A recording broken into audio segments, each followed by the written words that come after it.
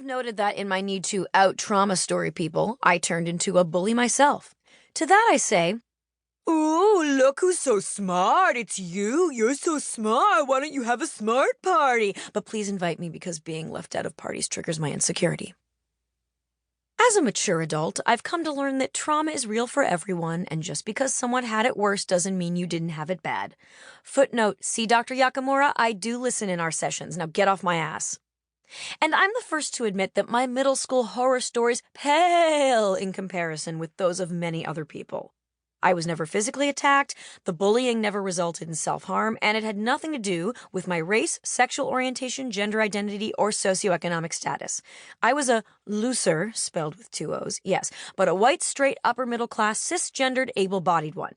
Of course, this caveat regarding privilege applies to many other conflicts in my life, so feel free to apply this footnote to any of the conflicts throughout the book as you see fit.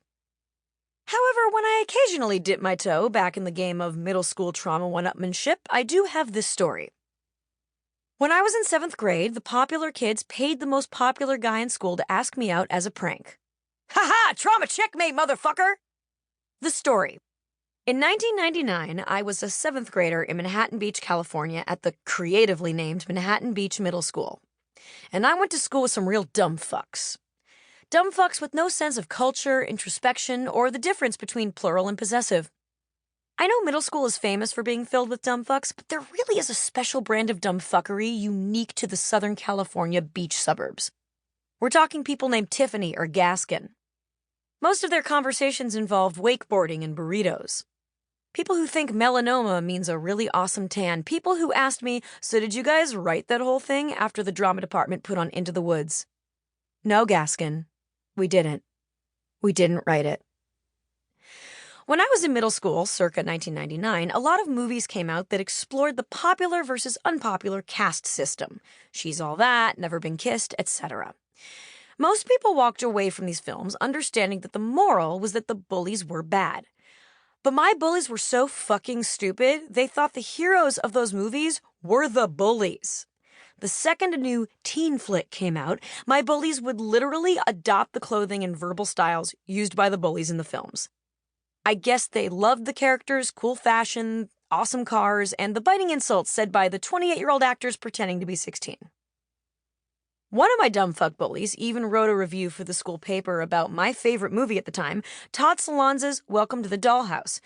She called it one of the funniest comedies she'd ever seen because the girl in it is so ugly. Footnote, reviewing Todd Solondz's Happiness, the same writer called it a heartwarming, will they or won't they romantic comedy about a grown man going after his crush.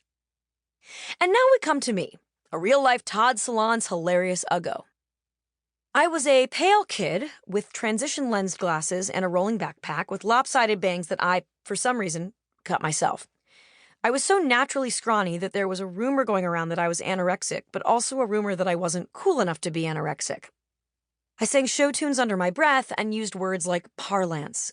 My favorite outfit, sweatpants, Payless zipper shoes, and an oversized t-shirt that featured Betty Boop dressed as all of the Spice Girls, the caption of which said, appropriately, Boop World. Basically, my style sensibility was the best prizes at a Chuck E. Cheese. I dug myself in my loser hole deeper in every way possible. Being an oversharer, I told a few people of the medical peril of having a mole on my face removed because it might be cancerous, which earned me the nickname Chemo. I won a grandparent-grandchild lookalike contest at the local mall that was broadcast on the local CBS News. When others were reading The Babysitter's Club, I was immersed in William Peter Blatty's The Exorcist. Activity time. In 8th grade English class, bring up the scene in which Reagan fucks herself with a crucifix until she bleeds. Then draw the look on your teacher's face in the box below. In the book, there's a box. But if you're listening to this, you can draw your own box on a piece of paper and draw it. If only I could say that my personality in hindsight was awesome and no one got me, but this is disproved by the 72 DVDs worth of home movies that my mother gifted me on my 30th birthday. Thanks to these DVDs, I have concrete proof my personality was pretty insufferable. When I watch those, I cringe at every word that comes out of my mouth. I am so insecure in my own skin that my speech pattern is a collection of half-baked impressions of the adults that I respect. My mother, my father, Ethel Merman, and Joan Cusack in Addams Family Values.